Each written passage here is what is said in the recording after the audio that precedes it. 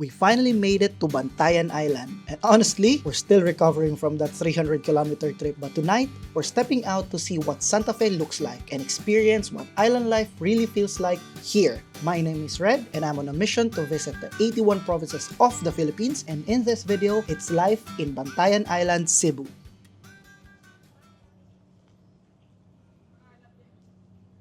Good evening, grabe ang tulog namin. Since kaninang mga alas 3, nakahiga lang kami. And mga alas 4 ata kami natulog. Nagising kami ng mga before 6. Tas ngayon, ang oras ay 6:30 na. Nasaan na asawa ko? So nagpe-prepare na kami. Naka-prepare na pala kami actually. Lalabas kami at kakain kami. Yung family kasi namin is nasa ibang hotel. Ang nangyari kasi is, ang tagal nang nag-confirm, tas inisip namin na kami na lang dalawa ni April, ang asawa ko ang gagala. Pero, nung nag-confirm na sila, binuko sila, pero wala nang available tong hotel na to, kaya, ayun, separate hotel kami.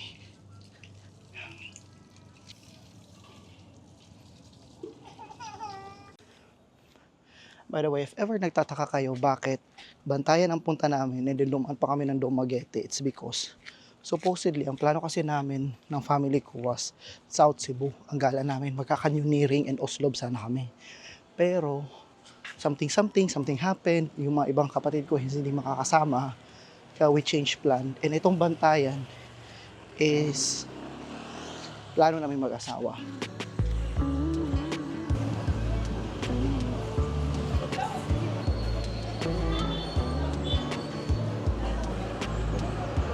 Madami ng mga restaurants, cafes. Ay, dog.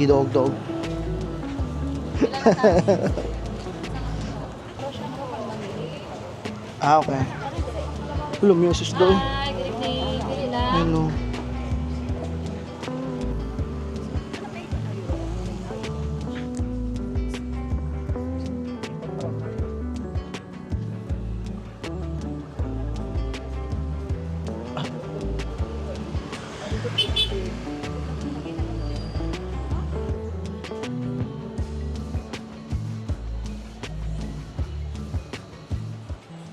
Nandito kami ngayon sa MG Square. Ito yung parang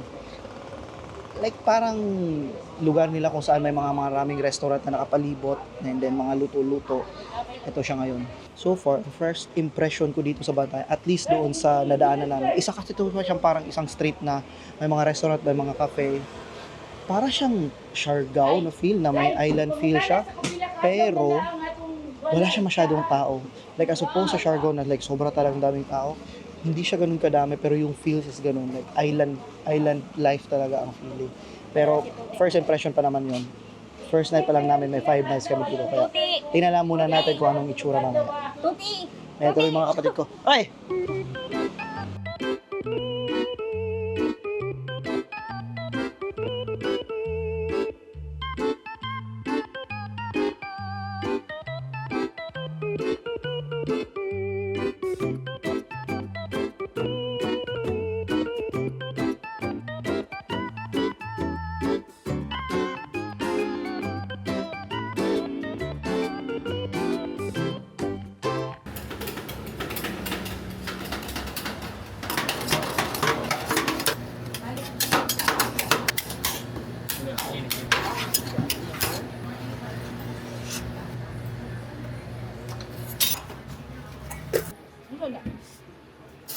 Vanilla. So, tapos ako kami kumain. Daming rice na kinain ko. Busog na busog ko. Ang sarap nung tuna belly nila. Naghanap sana kami nung panga kasi mura lang, 390 lang yun. Tapos mga almost 500 grams. Parang ano lang din, yung parang sa Bohol. Parang sa Bohol Beach Club. And then, wala lang daw available kasi kaya nagdoble na lang kami ng tuna panga. Hindi namin naubos yung kanin, ang dami. 2 platter. Tas 140 lang ang isang platter kasi garlic. Yung white rice lang, 100 lang platter. Tas yung platter na ang daming laman. next time babawas-bawasan namin yung order namin. Kaya ako sabi ng mga kapatid ko, tumataba na daw ako masyado. Yung itong kapatid ko, isa na babae, nakita kasi kami nito nung May. Sabi niya, last time niya ako makikita may jawline. Ay, nawawalan ang jawline ko. Yun pala simbahan nila. Kaya pa kasi hinahanap ng mama ko yung simbahan kasi linggo nga ngayon, hindi daw siya nakapagsimba. Pero late na.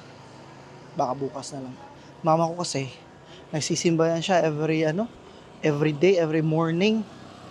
Ay, naghahanap ng simbahan. Uncle Brew. Marami siyang mga maliliit na mga restaurants, mga cafes. Meron dalawa akong nakitang restaurant na medyo, I would say, malaki yung area niya. Pero most of the restaurant na mga nakita ko, mga medyo maliliit lang. Wala na masyado halos tao. Kanina, nung kumakain kami, biglang dumagsa may mga group of people na dumating. Sabi ko, kaya baka siguro kanina wala masyadong tao baka maaga pa. Pero ngayon, alas 8 na, wala din masyadong naglalakad. Baka ganito lang talaga dito. Anyway, lalakad kami, papunta kami doon sa hotel nila mama. And then, paghatid namin sa kanila doon, maglalakad naman kami mag-asawa pabalik doon sa hotel namin. Buti na para na lang, at least bumaba yung kinain namin. And then bukas, meron akong trabaho ng 7 a.m. Tinatanong ko sa kanila kung gusto na mag-walking ng umaga kasi nag-walking yan sila ng umaga. So try ko walking para hindi tayo tumaba masyado tayo mataba na.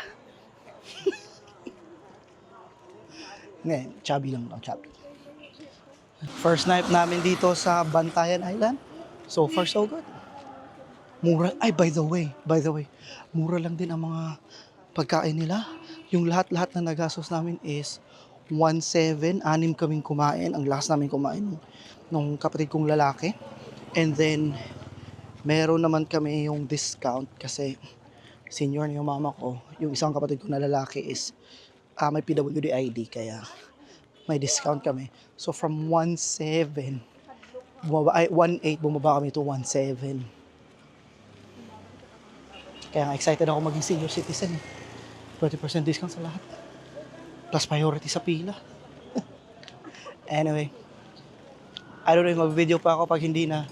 Good night na muna and then see you tayo. Kita tayo bukas.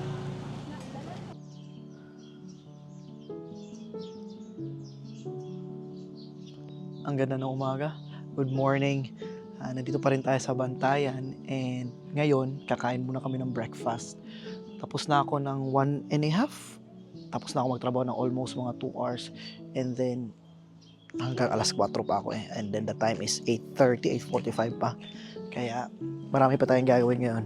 O at least ako marami pa akong trabaho gagawin ngayon. But okay lang kasi nandito nga tayo sa isla. Narinig nyo ba ang mga ibon na nag-tweet-tweet? Tweet-tweet. Anyway, dun yung dagat. Titingnan muna natin. Tapos, kakain tayo ng breakfast. Medyo may concerning lang akong na-receive na message today. Yung kapatid ko, nag-send siya ng message sa chat namin. Meron siyang nakitang mga dikya, mga jellyfish. Not mga isa lang, may nakita siya. Jellyfish. And then vinidyohan niya, sinend niya sa chat namin. So yun ang sabi ko kahapon, maraming mga jellyfish dito sa Bantayan. Hindi ko alam, hindi kasi nagre-research eh.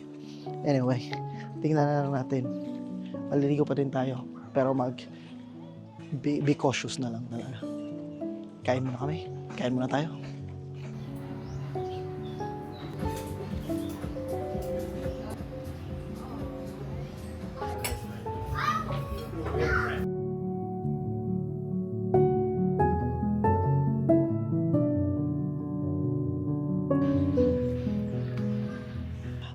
Dito muna ako sa labas magtatrabaho.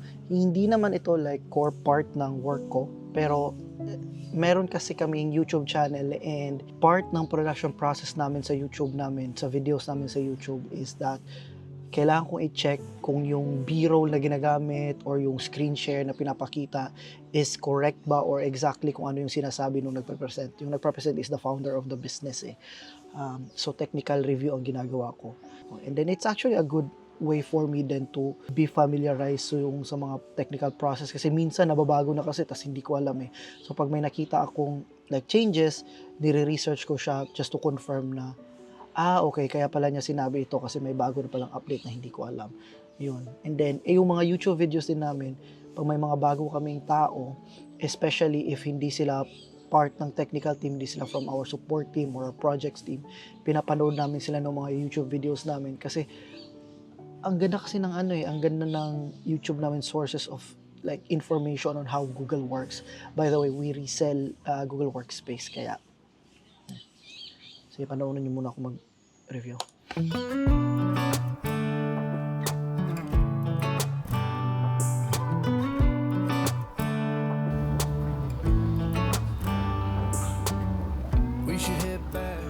Tambay-tambay muna ako dito sa dagat. Kakatapos lang ng trabaho ko. Well, technically, babalik pa din ako mamaya. May mga gagawin pa ako pero umabas na muna ako dito. Pagod ako. Haba ng meeting namin. And then may mga pagkatapos ng mahaba ng meeting, may mga task pa nakasunod sa meeting. Kaya kung nag-meeting kami ng isang oras kalahati, minsan 2 oras, pagkatapos may mga task na kailangan gawin na kailangan ko i-submit sa next na meeting. Kaya, isang meeting lang para mag-spend ka ng 5 oras sa isang araw. Pero i-compare ko naman tong trabaho ko ngayon versus sa previous na trabaho ko, mas madali na talaga to. Ano lang to, mentally draining, pero hindi siya yung physically na pagod ka. Yung previous work ko kasi, dati nung natatrabaho ko sa Makati, ang trabaho namin, ang business ng company namin is, nagsusupply kami ng vegetables sa mga supermarkets. Kliyente namin si Rustans, si Walter Mart, grabe, naglaag isip ko, si Walter Mart, then si Ever Supermarket dati, kliyente namin yun sila. And then, ang nakakapagod talaga dun is especially pag merong event or may bagong branch na na-assign sa amin or na-award sa amin, kailangan namin i-prepare lahat ng mga vegetables na ibibenta doon. And since startup yung business na yon, meron naman kaming na-hire na mga tao pero kulang ba? So, and then kailangan din may mag-monitor sa kanila. So, ang nangyari, bukas ang deployment ng mga bagong vegetables, gabi namin pinapakyan kasi hindi naman pwedeng ipack namin ng 2 days before kasi nga gulay masisira. So the night before ipapack namin.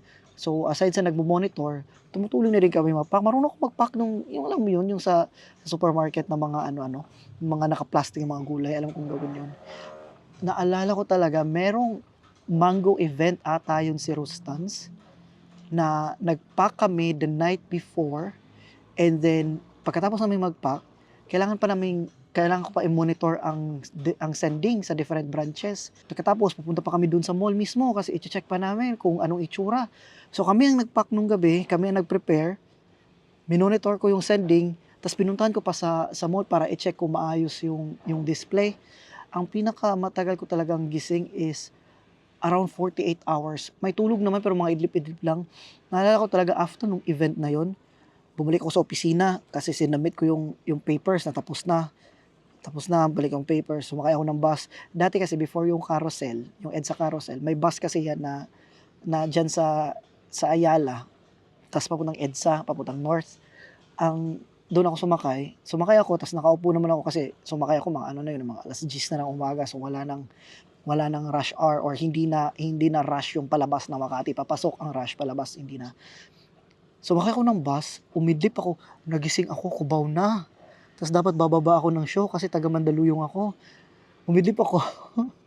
Nagising ako sa Cubao na. Sabi ko, walang yan naman. So tumawid ako nung overpass sa Cubao. Naidlip na naman ako. Nagising ako sa lagpas na ng Buendia. So bumaba ako. Sumakay ako ng MRT. Sabi ko sa sarili ko, MRT ang sasakyan ko kasi nakatayo ako, hindi ako makakatulog. Imagine mo, lumagpas ako ng Cubao, lumagpas ulit ako 2 beses. Tapos nakauwi ako, tapos nagising ako na gabi na nung araw na yun. Grabe pagod, nakakapagod yung trabaho na yun.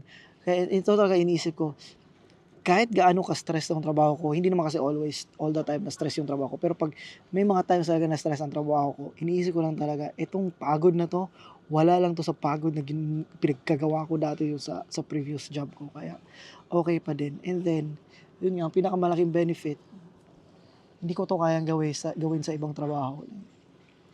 Work from everywhere. Work from anywhere, literally.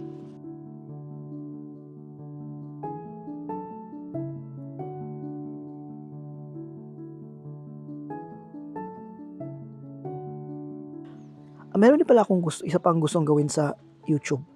Gusto ko sanang mag-post ng 2 videos a week. Kasi feeling ko kasi, ang tagal ng 1 video a week sa channel ko. Kasi before ako nag-transition into this vlogging style, hindi ako ng walking vlog. Yung walking vlog ko kasi is 3 videos a week yun.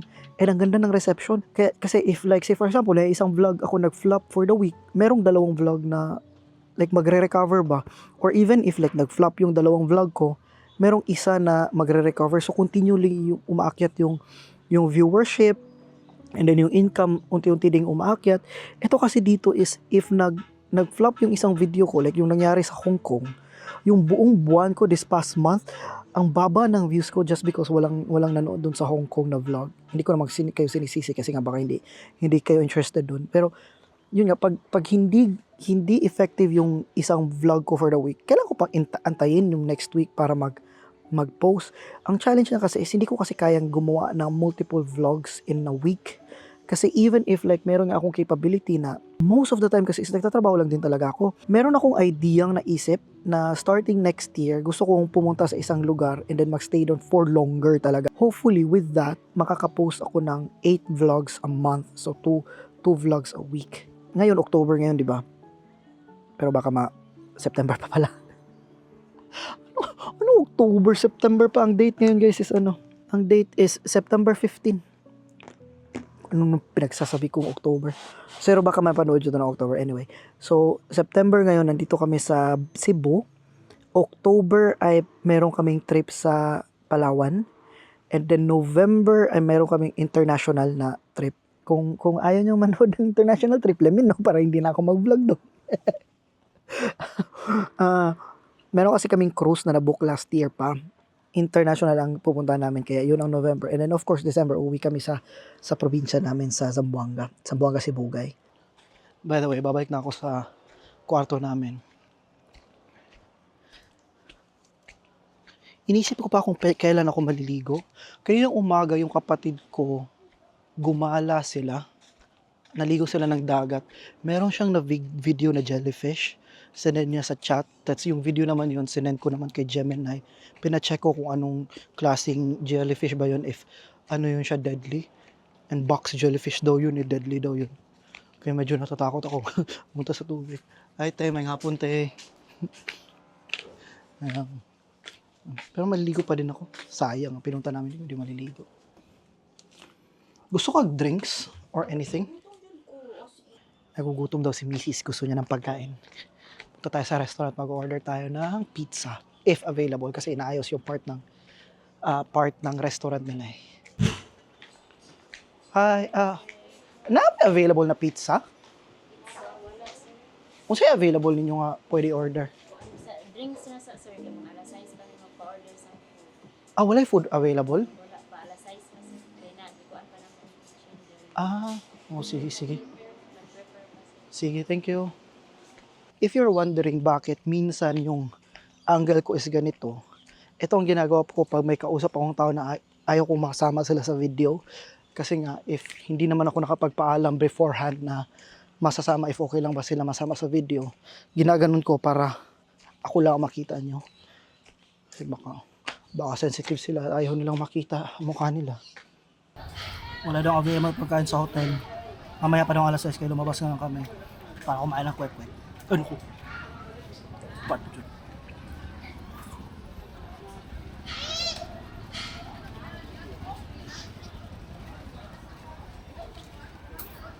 Sir, lingkod sir. Ay, okay na ko eh.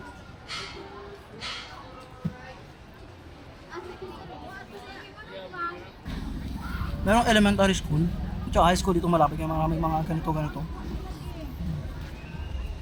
So, sa ingay na labasan na ata ng mga bata. Kaya ako nagaganito kasi hindi gumagana ang microphone ko for some reason.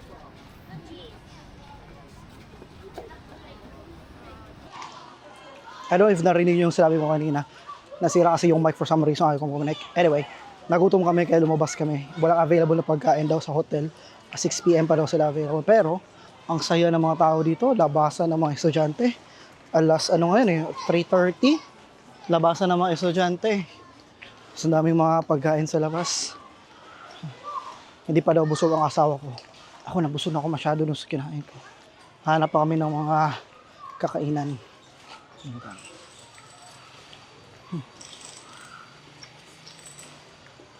Alam ko meron akong katrabaho dito eh, taga Santa Fe de Doño siya. Chat ko nga kung saan siya. Pero baka hindi ko pa siya i-meet ngayon. Ng next few days pa. Kasi explore ko muna tong lugar na to. Chichirya lang palang hinahanap itong asawa ko.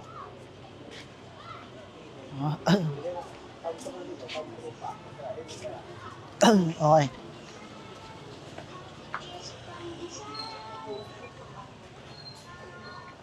Ano confused kay ka sa imong gusto?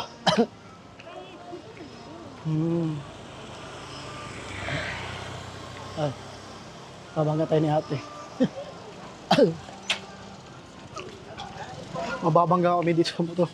Iniiwasan namin yung nasa kanan, babanggain naman kami nung nasa kaliwa. Ano pala to dito? Parang, Santa Fe Public Market. Yan yung public market nila. Kaya pala ang daming tao.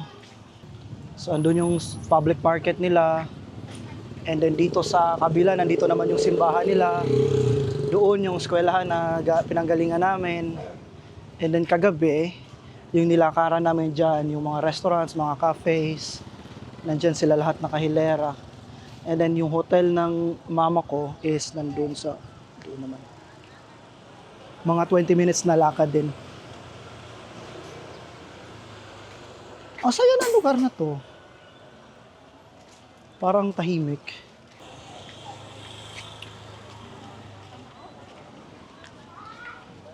Say mo ano? Toro mga tindahan may mga chichirya dira o mga drinks sa mga tanan-tanan.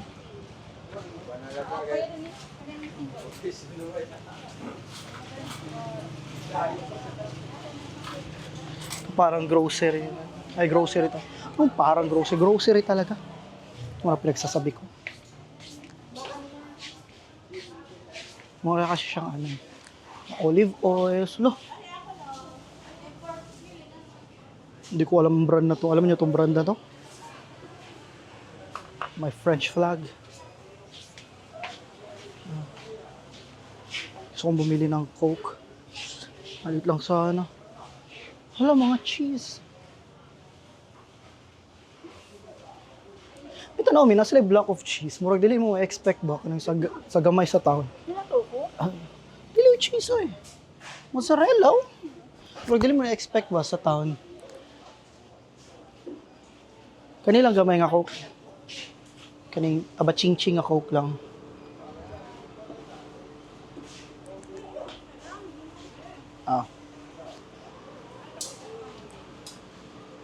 Katumang ang lamyo katong ginger beer nga Bundaberg.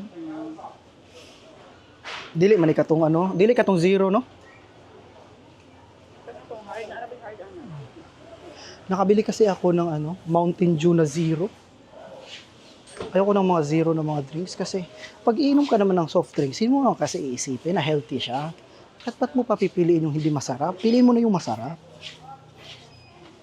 Yun yung philosophy ko. Wala namang healthy na soft drinks. Kaya wag mo nang tipirin ang sarili mo. Loh! Katunog pa binakuna ko na tumbal. Quick. Tararat. Hala, ang tunog. Sourdough ba yan? Kaya ba itong na to? Like, things na hindi ko expect sa small town. Nandito. Ang galing. Tapos grabe ang selection nila ng drinks, Alam mo talagang pang party talaga tong island na to From wine, gin, mga rums, brandy, vodka, may tequila din pala doon. Kompleto tong lugar na to ah. Alam mong pang party talaga eh. Grabe ng pawis ko. Grabe ang humidity sa island na ito.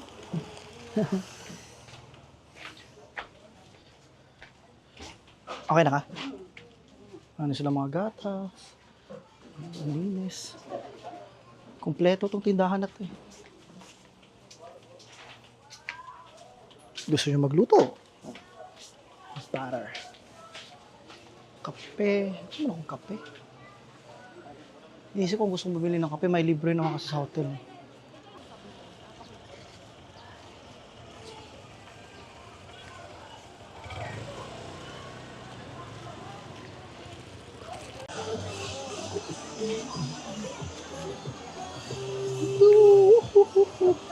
Ayan yung mga stalls. Diyan kami bumili kanina ng pagkain. Kagabi nung dumating kami, akala namin may fiesta. Kasi nga may mga stalls. Pero sirado sila. Yung nakita ko lang is yung mga stalls. So, tanong ko yung sa driver na naghatid sa amin kung may fiesta ba. Hindi daw, school daw pala to. Hindi pala talaga. May eskwelahan pala sa harap kaya meron sila dito mga... Yung parang sa yung elementary tayo nung bata tayo dati. Sa probinsya. Ganito yun eh.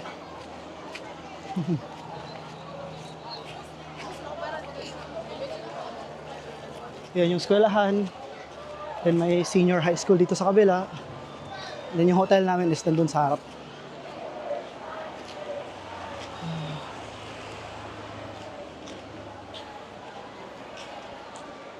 So far wala pa akong nakitang hotel na like sobrang malaki talaga ng hotel. Except dito. Ito is under construction. And so far naka 8 story na. Ang laki ng hotel na to pag nagbukas to. Baka magbago ang vibe ng island pag nagbukas tong hotel na to.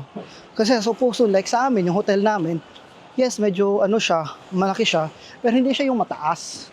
Siya mas malawak and then malayo yung distansya sa mga kwarto-kwarto. So ito kasi dito is parang parang hotel type na nakatabi-tabi yung mga kwarto.